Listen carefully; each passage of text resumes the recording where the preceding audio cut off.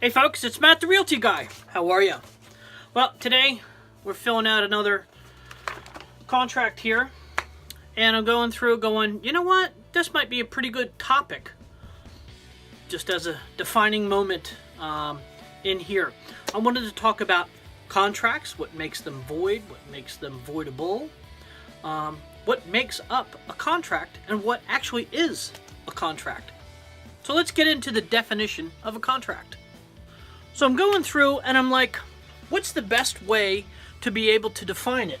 And as I was going through all of my stuff, the easiest way through was what they taught us in real estate school. And I actually have it written down here because I think it explains it so very well. So contract is a voluntary promise between two competent parties to perform or not to perform some legal act in exchange for consideration.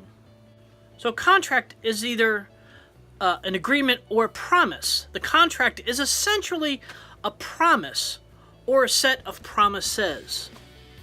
Both parties must be legally competent in order to have a contract. So the parties must be viewed by the law as capable of making a legally binding promise. So my last one here, that's a little bit long, so I wanted to read it off the paper. So it's supported by lawful consideration. A contract must be supported by something of value that induces a party to enter into the contract.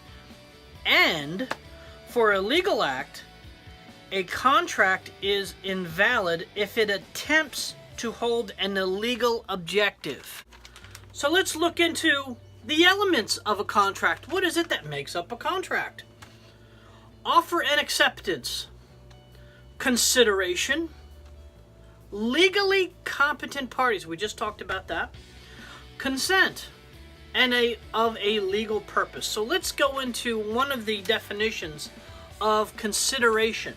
Consideration is something legally valued, offered by one party, and accepted by others as an inducement to perform or to refrain from performing some act. So a couple of other things I wanted to talk about into a contract. A contract can actually be a void contract or a voidable, and the two are two separate things. One of the things why this part got brought up is I was listening to a podcast the other night, and they were talking about this, and I don't think a lot of people have the ability to understand what the difference between a void and a voidable contract. So a void contract is one that has no legal force or any effect because it does not meet the essential elements of a contract. Remember those things that we talked about earlier? And a voidable contract, which is a different thing. A void contract didn't even meet the specifications of a contract to begin with, but a voidable contract is something terribly different.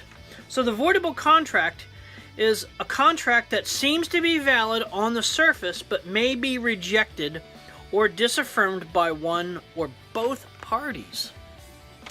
So it's pretty interesting in contracts themselves. That's what realtors are to do. We fill out lots of them, tons of paperwork in real estate. We also have to look at them as well. Now, please don't take this as any legal advice. I'm not a lawyer. I'm just a realtor. So, if you have a question about a contract that you have, please, under all circumstances, go seek competent, professional legal advice. Your best person to go in through here is a attorney. So, hopefully this was kind of like a little information that you guys might be able to use, might have a question for it. So down below, put in your 2 cents in there, whether this helped or whether it didn't. What questions do you have about contracts? Whether it's void or avoidable, I'd like to hear your 2 cents.